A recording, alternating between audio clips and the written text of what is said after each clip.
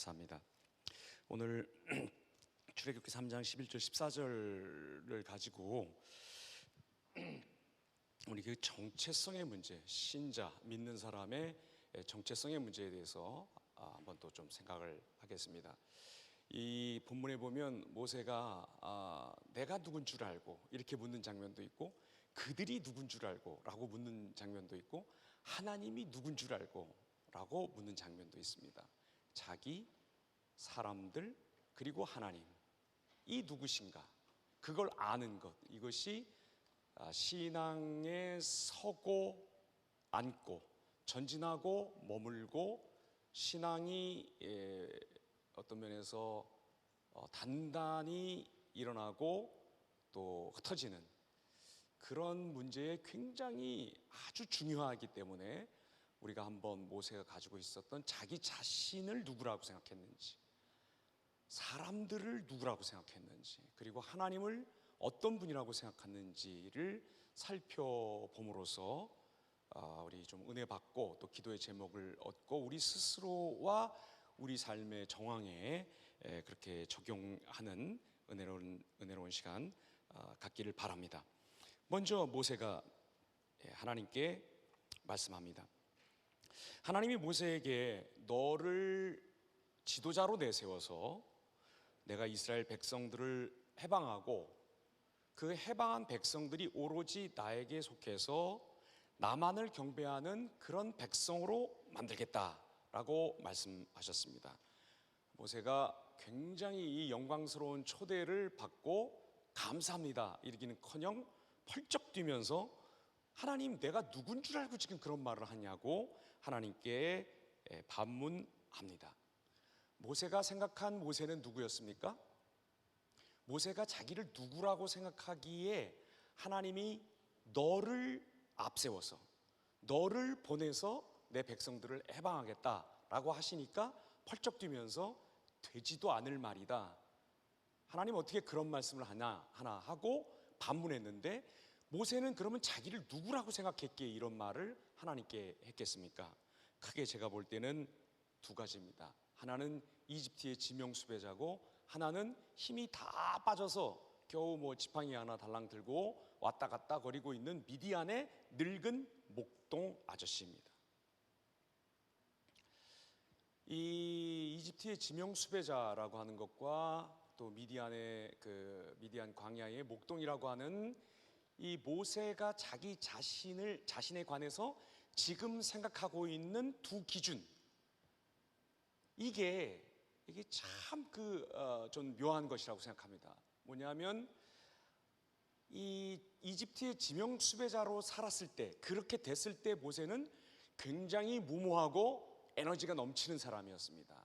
자기가 뭔가 할 수 있을 것이라고 생각하고 그 방법이 정말 무력을 동원해서라도 완력을 써서라도 어떤 그 정의를 세우고 또 옳지 않은 것을 바로잡고 하면 하나님 백성이 해방되고 그런 일에 자기 삶이 헌신되는 게 자기 태어난 목적이라고 생각했던 것 같습니다.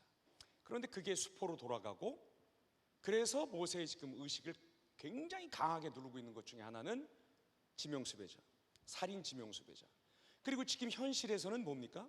한 40년 동안 이 미디안 그 광야에서 장인 이드로의 집에 소속되어서 거기에 목동으로 양들을 좀 치고 지키는 그런 철저하게 오늘날 말하면 베두인 같은 그런 유목민이 된 거, 굉장히 참 무기력하고 별로 할 것도 없고 그냥 양들이랑 양떼들 몰고 다니면서 그저 왔다 갔다 생존하고 그냥 목숨 부지하고 있는 한 사내. 여러분, 근데 이 지금 모세가 자기 자신이 이런 사람이라고 생각해서 하나님께 반론했던 이 두 사람의 모습, 이집트의 지명 수배자가 아니면 미디안의 힘없는 목동, 이 두 사람의 모습, 사실은 우리도 이 두 사람의 사이를 왔다 갔다 하면서 살고 있지 않습니까? 여러분 9.16에서 좀 감동 받으셨습니까? 은혜 받으셨습니까? 저는 참 많이 이렇게 지쳐 있었는데 그냥 사람들 물결 사이에서 한 번은 이리로 한 번은 저리로 왔다 갔다 하면서 그래도 그 안에서 굉장히 참 나는 내가 은혜 받는 것도 중요하지만 이 사람들이 그 은혜에 어떻게 반응하는가에 굉장히 저는 좀 예민한 사람인데, 야, 정말 많은 분들이 이 본당 그 지붕 괜찮은지 모르겠어요. 제가 그 헌당식 때 한 번 하고 요번 9.16 때, 야, 이러다가 지붕 뚫리는 거 아닌가. 이 왜 건물의 그 주파수가 딱 동조돼서 맞으면 이 작은 그 움직임에도 막 흔들거리고, 옛날에 그 구의역 어딘가에 십몇 층에서 그 짐에서 사람들이 뛰는 그게 건물의 주파수하고 딱 맞는 바람에 건물 전체가 흔들리는 일이 있었는데, 요번에도 보니까 정말 아주 큰 은혜 받는 모습을 보았습니다. 여러분 어떠셨습니까? 은혜 많이 받으셨습니까? 은혜 받는 모습을 보니까 우리도 은혜 많이 받게 되죠.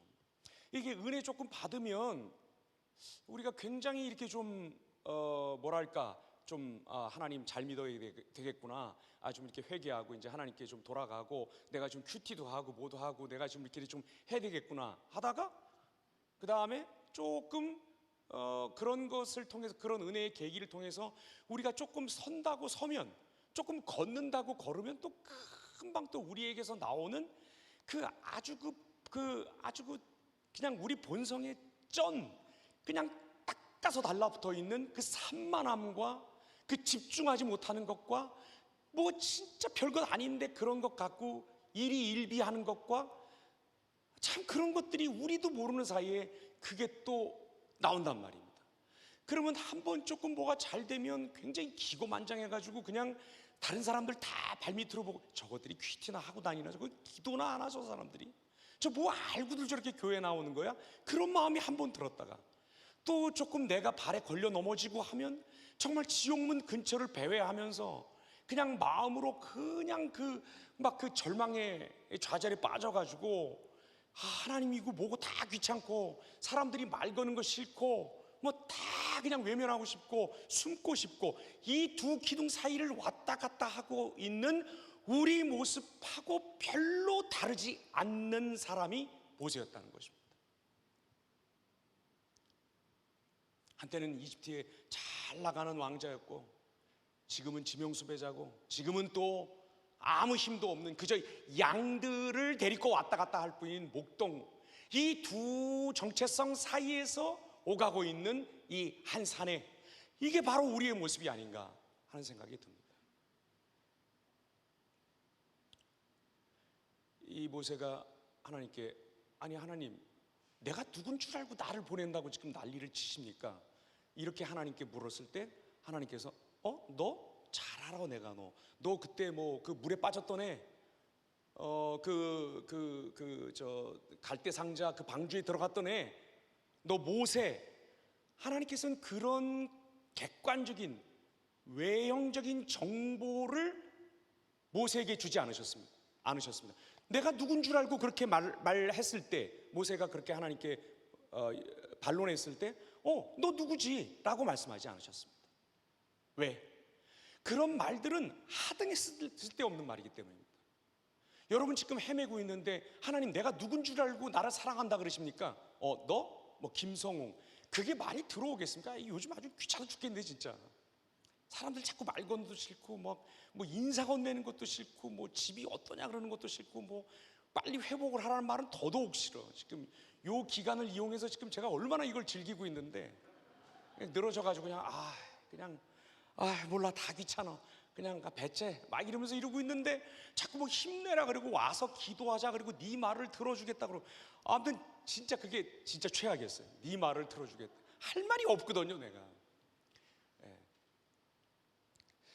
우리 헤매고 있는데, 지쳐 있는데, 하나님의 사랑을 의심하고 있는데, 우리가 가지고 있는 객관적인 어떤 이름표 같은 거, 정보 같은 거, 그런 거 얘기해 줘봐야 우리가 그 영적 침체를 빠져나오고 하나님의 붙들려 우리가 무엇이든 간에 하나님의 은혜의 통로가 되고 하나님이 구속하는 그 일의 증인이 되는 일에 하등의 도움이 안 됩니다.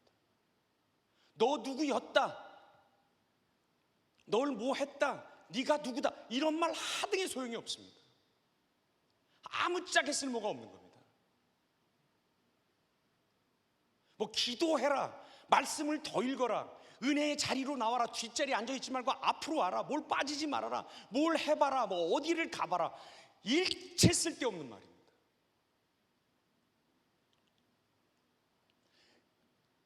만약에 모세에게 하나님께서 그런 말씀을 하셨다면 모세가 뭐라, 아무튼 반론이 굉장히 더 길어졌을 것입니다.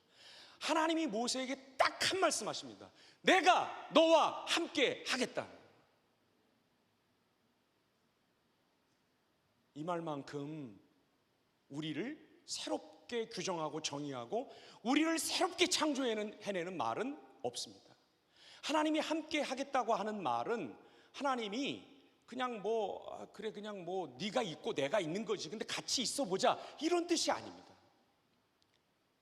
하나님이 새 일을 행하신다는 얘기고, 하나님이 우리가 부끄러워하는 우리의 과거들을 덮으신다는 얘기고, 우리를 새 출발시키신다는 얘기고, 우리를 새롭게 빚으셔서 새로운 사명을 주시고, 그것을 견딜 수 있을 만한 어깨를 주셔서 우리로 하여금 그것을 지고 나가게 하실 수 있는 분이 하나님이시라고 말씀하는 것입니다.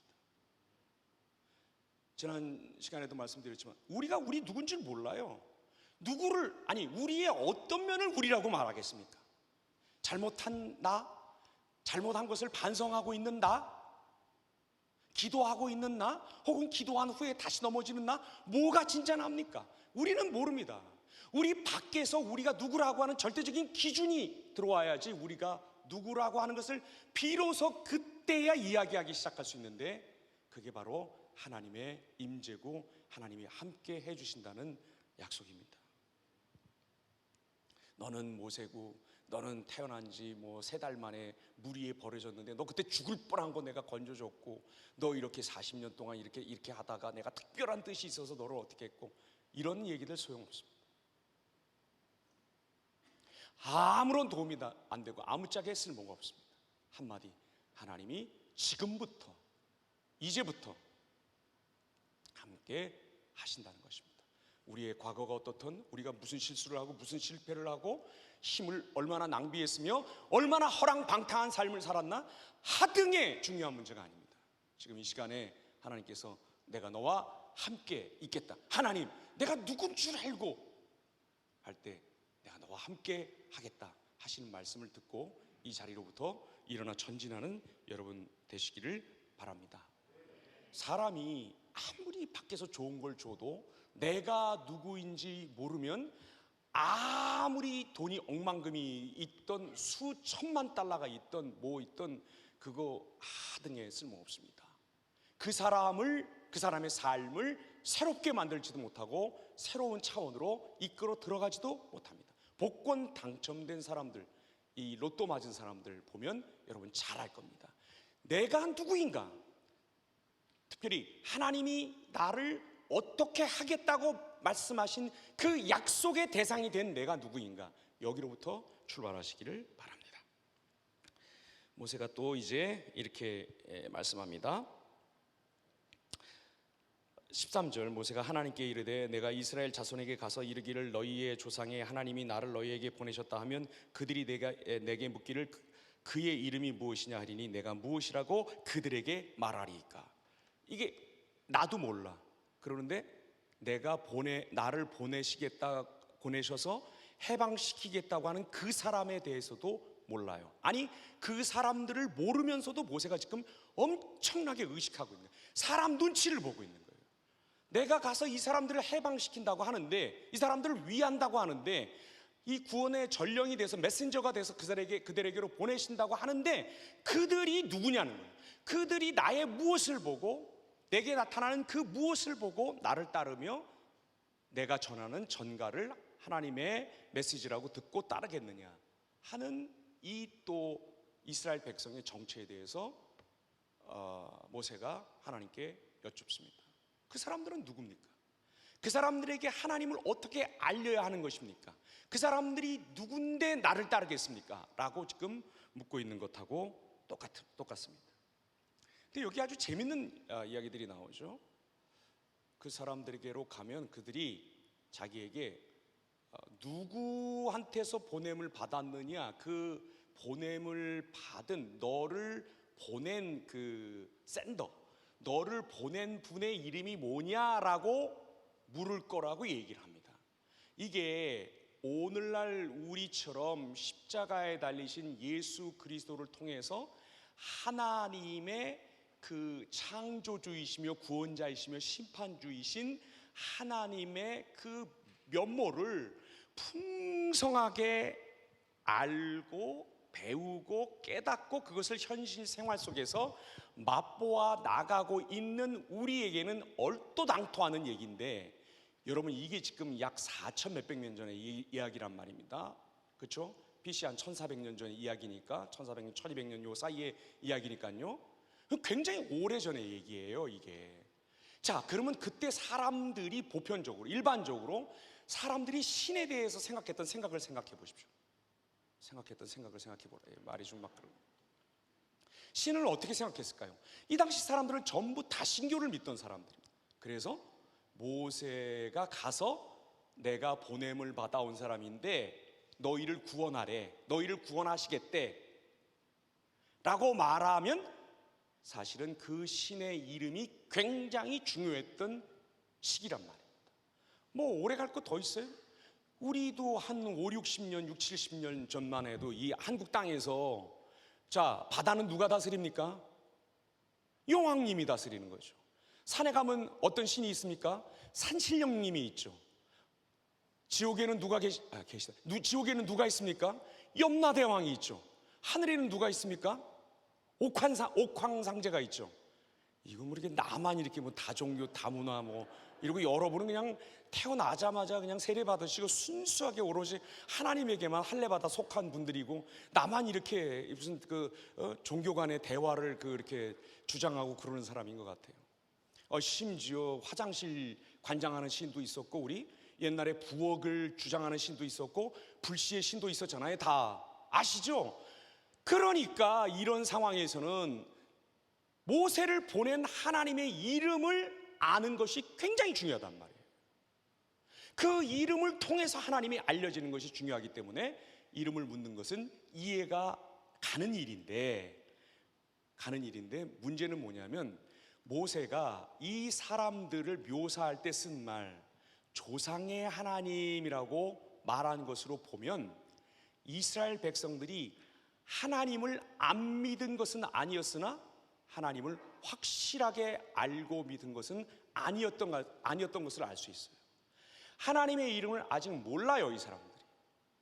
아브라함과 이삭과 야곱의 하나님, 그 자기의 조상들이 경험했던, 인격적으로 만나고 그들에게 언약하셨던 여러 이름으로 자기를 계시하신 풍성한 신적 속성과 성품과 하시는 일들을 통해서 하나님 되심을 계시하고 증거하고 활동하셨던 하나님에 대한 기억이 있다 없다?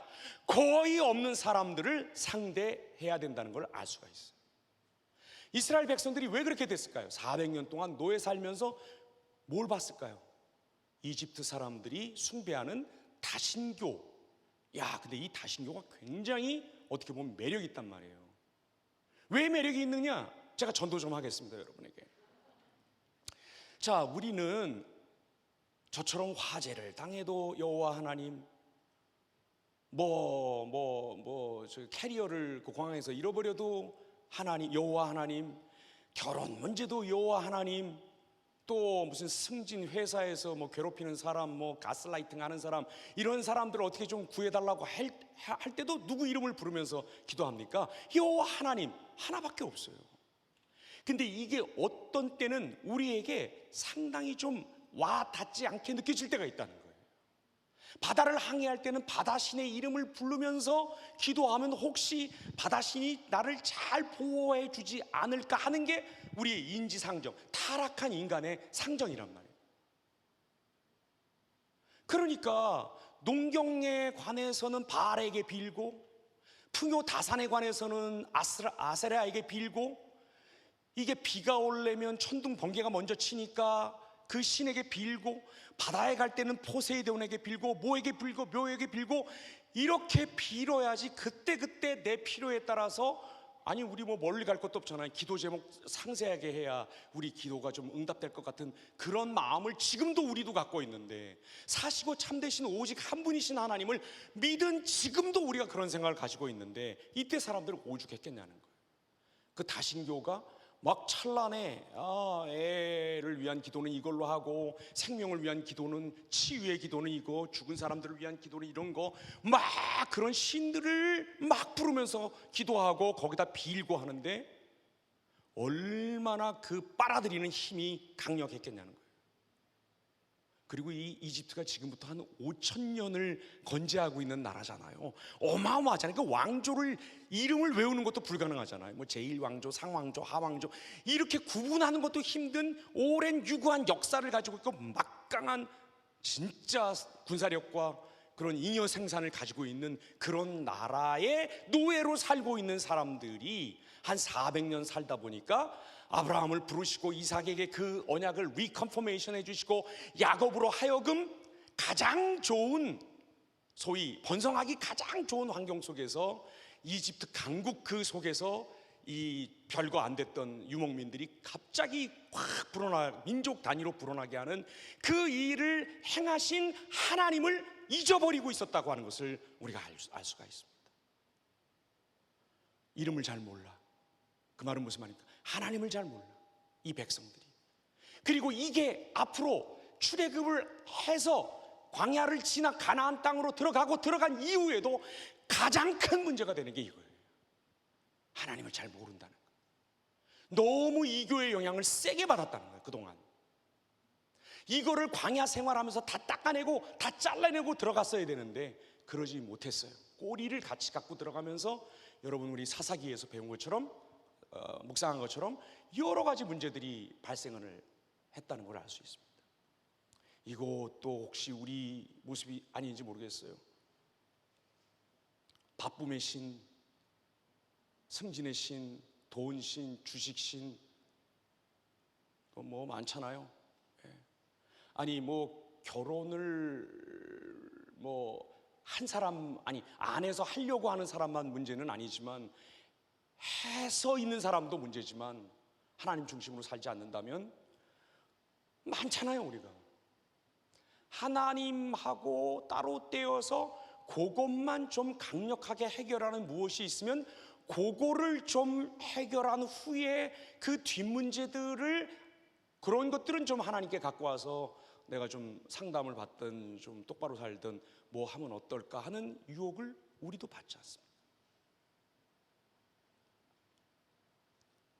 진짜 어렵고 답답하고 한데 어떻게 하니까 해결됐다라고 하는 사람들의 이야기를 들으면 그 이야기대로 진짜 저렇게 강력한 무엇이 있으면 저것만이라도 좀 가서 이렇게 해결하고, 그 다음에 뭐 다시 이렇게 하나님식으로, 뭐 성경에 나오는 그런 식으로 한번 따라가 볼까, 이런 생각 우리도 든단 말이에요.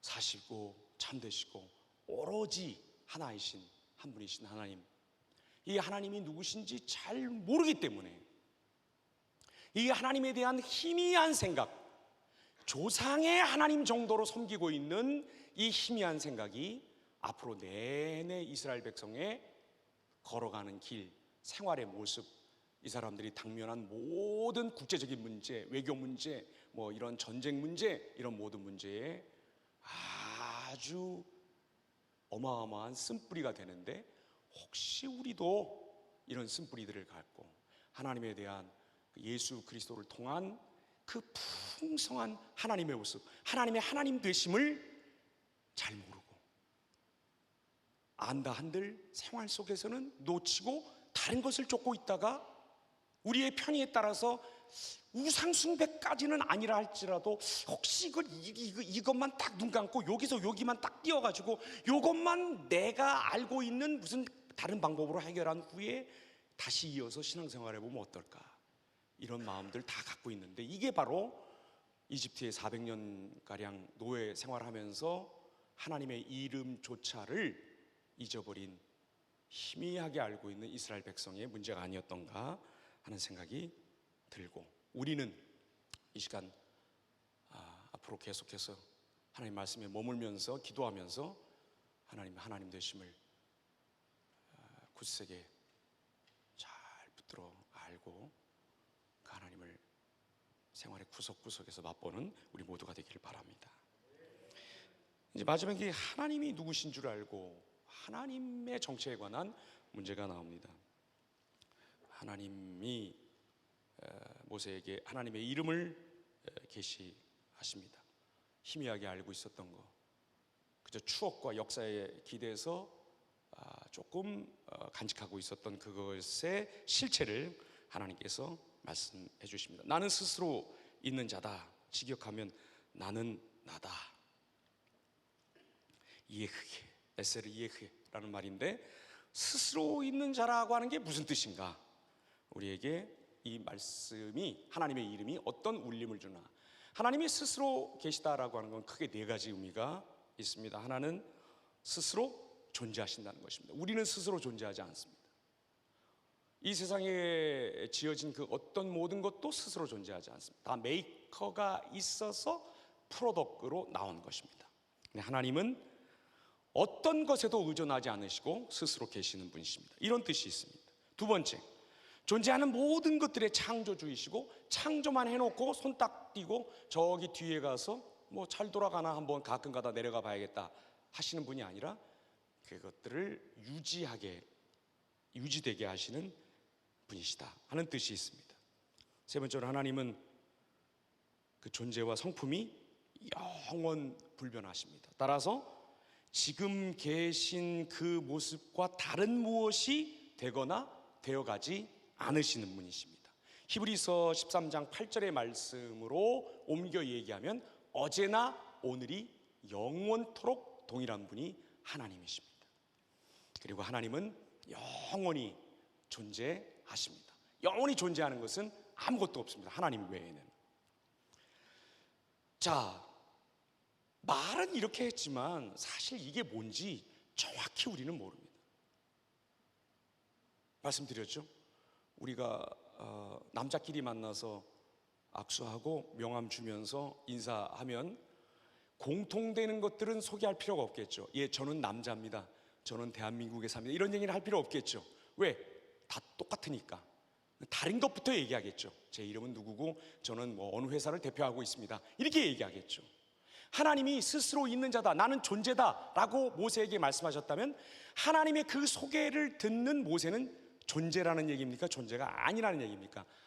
아니라는 얘기입니다. 하나님만이 계신 것입니다. 왜 이렇게 알쏭달쏭하게 하나님이 우리에게 다가오시는가? 우리랑 비슷하고 만만하고 우리랑 어깨를 나란히 할 수 있는 그런 분이라고 하면, 아무리 사랑이 많으셔도 우리를 절대로 구원하지 못하십니다. 우리의 문제를 해결해 주실 수가 없습니다. 하나님이 우리랑은 완전히 다른, 심지어 그래서 지금 이해하지 못할 정도의 크고 위대한 분이어야 우리를 구원하는 일이 가능하십니다. 하나님은 한번 지어놓고 손 떼고 뒤에 물러서서 에헴 하는 분이 아닙니다. 그렇다면 그 하나님을 선하다고 말할 수 없고, 그런 하나님께는 기도를 절대로 할 수가 없습니다. 지었지만 관심이 없습니다. 우리 일에 관심이 있으시겠습니까? 없죠.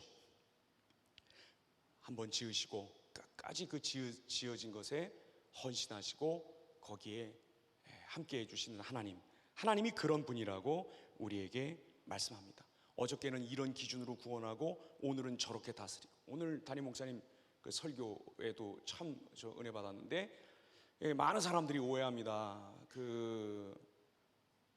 구원은 복음으로 믿고 받고, 그 다음부터는 내가 아주 각고의 노력을 하거나 무슨 선행을 해서 그게 쌓여야 가지, 그리고 마지막 심판 때 그게 잘 정립이 되어 있는지 그걸 볼 때까지는 구원도 유보되어 있다, 이런 식으로 생각하시면 아주 큰일입니다. 구원은 믿음으로 받고 생활은, 그 뒤에 생활은, 선행은 내 노력으로 한다? 그거 아주 큰일 날 따로국밥입니다. 우리를 구원하는 것도 믿음이고 전적인 하나님의 은혜고, 우리로 하여금 선행을 할 수 있도록 동기를 부여하고 열심을 주시고 의지를 굳게 해주시며 선을 선택할 수 있도록 우리 가운데 오셔서 우리의 환경을 조성해 주시는 분도 하나님이시며 하나님의 은혜라고 하는 것을 알아야 합니다. 하나님이 처음 우리 믿게 할 때는 가모니설로 우리를 막 달래놓고 그 다음에는 슬며시 하나씩 하나씩 어려운 걸 내면서 헌신해야지, 거룩해져야지, 나를 따라와야지, 절대로 그렇게 하지 않으신다는 것을 알아야 합니다. 여러분, 지도자도 영웅도 혁신가도 이런 사람들도 다 죽었습니다. 죽은 사람을 어떻게 따라갑니까? 아무리 기억을 새롭게 하고 아무리 추억을 되돌려서 더듬어서 따라가려고 한다 할지라도 살아있지 않은 선생님을, 주님을 절대로 따라갈 수 없는데, 주님은 오늘 성령 안에서 우리에게 말씀하실 수 있을 만큼 살아계시고, 이 살아서 움직이고 있는 교회를 자기의 몸으로 하여 우리를 다스림으로 자기의 살아계심을 드러내시는 분이십니다. 우리가 믿고 따를만 하다고 하는 것입니다. 이해가 다 안 갑니다. 다 설명할 수가 없습니다. 아리송하고 이게 뭐지? 왜 한편에선 이렇게 얘기하고 한편에선 또 금방 저렇게 얘기하지? 하더라도 이 하나님, 다 이해할 수 없는 불가해하지만 정말로 믿음직한 하나님, 이 하나님이 우리에게 계시다는 것, 이것입니다. 이걸 붙들고 걷지 않을 수 없는 길, 가지 않을 수 없는 길을 묵묵히 또 한 주일 걸어가시면서 우리가 누구인가 알려주시고, 함께 있는 우리들이 누구인가도 알려주시고, 하나님이 누구이신가를 말씀을 통해서, 그리스도의 몸을 통해서 계속해서 알려주시는 그 하나님과 함께 또 일주일을 승리 가운데 걸어가는 모든 분들 되시기 바랍니다. 나누시고 정리하시겠습니다.